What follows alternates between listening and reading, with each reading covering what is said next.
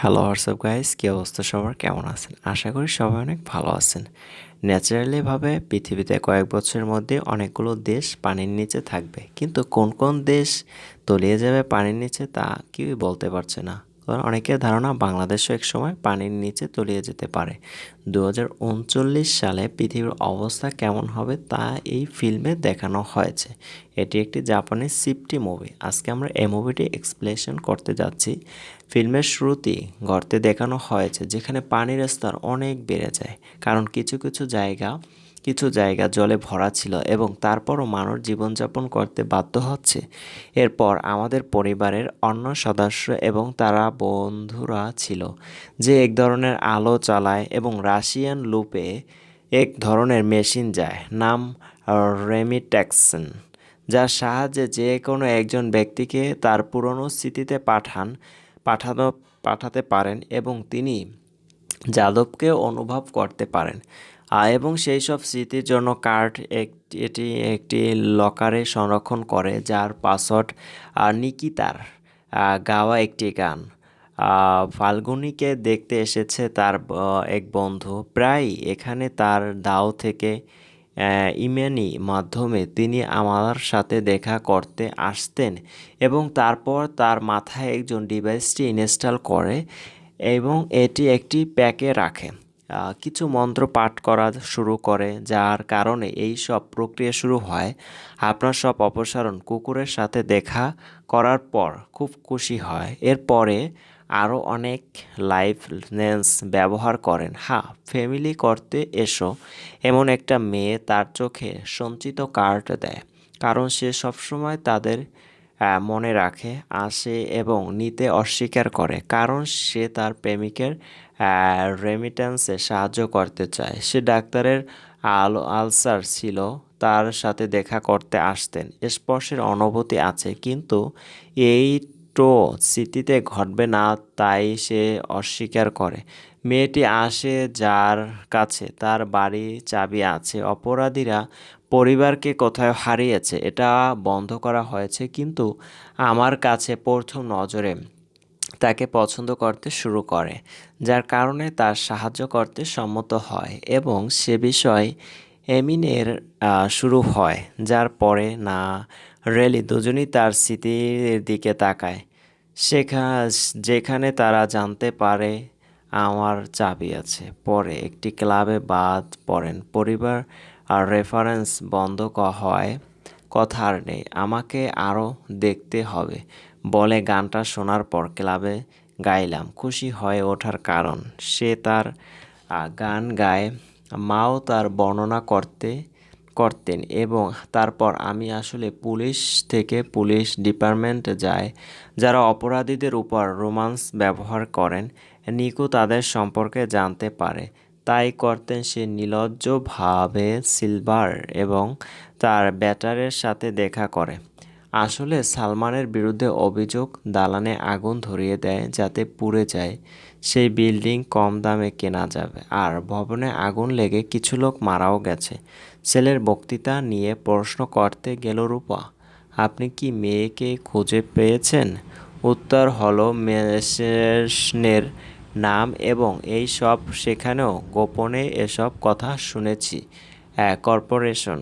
আমি সেই ক্লাবে যাই যেখানে সে গান গাইতো এবং তাকে তার ভাগ দেয়, যা তার 10টির আছে। কয়েক মিনিটের জন্য আমি সেখানেও তাদের দুজনকে ভুলে গিয়েছিলাম। তারপর আমার সাথে একটু কথা হয়। নিক তাকে বাড়িতে ড্রপ করতে বলে, যেখানে সে তিনি উভয় বাড়িতে একমত। আসো, এবং তারা উভয় অবশেষে একে অপরের সাথে দেখা করে, যায় অন্তরঙ্গ, তারাই সেখানে ঘুমায়। সে যায় কিন্তু পরের দিন জাগে না তার সামনে, কিন্তু হঠাৎ সেখানে নিক্কু এবং পরিবার থেকে অদৃশ্য হয়ে যায়। একটা স্থান থেকে বেরিয়ে আসে কিনা সব জিনিসপত্র বের করে দেরানুনে দেখে নিন। পরিবার এখন থেকে বলছিল, তুমি রাতে এই ট্যাঙ্কে থাকার স্মৃতি আপনি খুঁজেছেন, যা আপনার সাহায্যে লুণ্ঠন পেয়ে, এবং কোনো উত্তর আমাকে আজও বুঝতে পারেনি কেন আমাকে ছেড়ে চলে গেলে?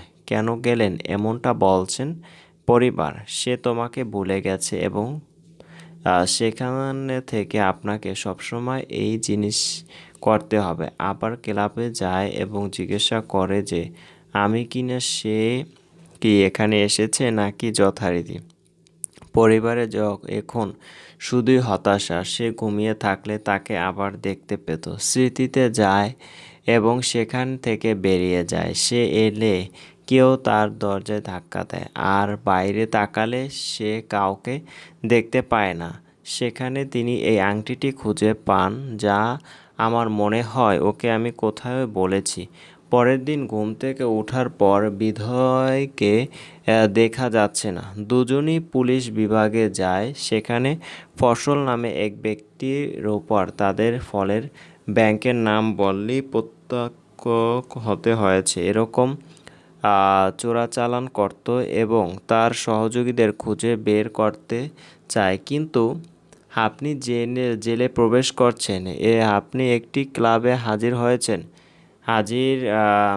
হয়েছেন যার মাধ্যমে ছড়িয়ে পড়ে নামের একজনকে সব আদা দিতেন এবং আমাকেও দেখাতেন। সেখানে যে আমার প্রথম গান গাইছিল ক্লাবে এই গান গাইতো, আর যা কারণ আমার মাও তাকে পিছিয়ে রাখার নেশা পেয়েছিলেন এবং সেই দিনই সব ট্রাক নিয়ে পালাও। আপনি দেখা করতে ক্লাবে যান এবং পিয়ারে যান। আমাকে জোকে নিয়ে যেতে বলে। রঞ্জন পাঠিয়েছে, যার কারণে ভিতুর গান্ডু আসুন তাদের প্রতীক সম্পর্কে যান প্রশ্ন যা তিনি বলেন যে আমি আমার মাদককে আসক্ত হয়ে পড়ি এবং এটা আমার সারা জীবন। আমিও সুটকি আর টাকা নিয়ে পালিয়ে গেলাম। আমি খুঁজেছি এবং এখন আমার বন্ধুদের থেকে তারিককে হত্যা করাকে বলা হয়, কারণ লরেঞ্জো আজ থেকে 5 বছর আগে মারা গেছেন। আমি নিক্কুকে একটা শিক্ষা দেওয়ার জন্য মাছ ধরি, তাকে ট্যাগ রেখে তাকে হত্যা করার চেষ্টা করুন। সেজন্য সে আর তার লোক একসাথে ধাবা কথা বলে, সবার টাকা ছিনতাই করে। হ্যাঁ, পরিবার এবং সেখান থেকে নিচে উভয়ই।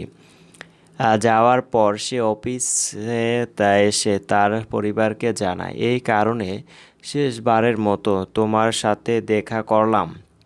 বেকআপ পরিবারের স্মৃতি চেক করে কোথাও। সেদিনই পরিবার জানতে পারে পরিবার বলেই মদ নিয়ে এসেছিল, যার কারণে তার মেয়ে তাকে ছেড়ে চলে গেছে। আপনি মদ্যপান শুরু করছেন, আপনার মেয়ের কথা মনে আছে? বিলিভ করার সময় বাথরুমে গিয়ে কাঁদো মনে হচ্ছে, আর এই সুযোগটা কাজে লাগাচ্ছে। আমার লকার থেকে করো মেমোরি কার্ড নিয়ে পালিয়ে যান, যা সম্পর্কে তিনি বলেন এটা কিভাবে হতে পারে। হয়তো এটা তার উত্তর না। পাসওয়ার্ড দিয়ে আমি সবসময় একটি গান তিনি গুনগুন করতেন এবং আমার কাছ থেকে অর্থ শিখেছিলেন। আপনি যদি আপনার সমস্ত স্মৃতি পরীক্ষা করেন তবে আপনি তাদের খুঁজে পাবেন। মনে হয় ইলিশের স্মৃতি চুরি করেছে। এটা আপনি নন। এটি ক্যান্সারের সাথে দেখা করার সময়। কিন্তু তিনি কোনো টেনশন না করে সেখানে আসে। মেয়েটিকে এডিসনেনকে বলে। একজন অপরিচিত লোক এসে তাকে হত্যা করে। পরে সে ছেলে তখন তার বন্ধুদেরও খুন করতে যাচ্ছিল। একটা মেয়ে আসবে আর বন্ধুরা এটা নিয়ে যাও। এখন আমি বুঝতে পারি যে এটি সম্ভবত আমিই ছিলাম। সেখান থেকে এগিয়ে গেলে অনেক অজানা মানুষ এটি সম্পূর্ণ। এবং কখন থেকে ফোনে কাউকে বলুন না। কর্পোরেশন অফিসে গিয়ে আমাকে বিরক্ত করবেন না। নিজেকে পরীক্ষা করে খুঁজে বের করার চেষ্টা করুন। আশ্চর্য, সেই অচেনা মানুষগুলো কারা? কই আমার কথা, কই যে তুই? যে যায় সাথে কাজ করে তাকে আক্রমণ করেছে। আমার সিমরি ফাইল দিয়ে দেখেছি। আপনি সেখান থেকে পুলিশ বিভাগে যান এবং তাদের কাছে একটা অভিযোগ করেন। তারাই আপনাদের সমস্ত পার্সোনাল জিনিসগুলো উদ্ধার করে দেবে এবং হারানো বেদনা খুব ভালোভাবে বুঝতে পারে। তারপর সেখান থেকে চলে যায়। এরপর নগরীতে সংগঠনের অভিযোগে এতে লোকজন ক্ষিপ্ত হয়, তার বাড়িতে হামলা চালায়। বলে আবার ওখান থেকে একই না অফিসে আসার পর সে নিজেকে এবং তার মায়ের সাথে রোমান্স করে। একসাথে কাটানো মুহূর্তগুলো মনে পড়ে এবং এভাবেই অনেক বছর কেটে যায় এবং শেষ সময় সে তার দাদির সাথে দেখা করে, মেয়ের সাথে আসে কিন্তু মেকআপ ইন্স্যুরেন্স পায় স্মৃতিতে ছিল।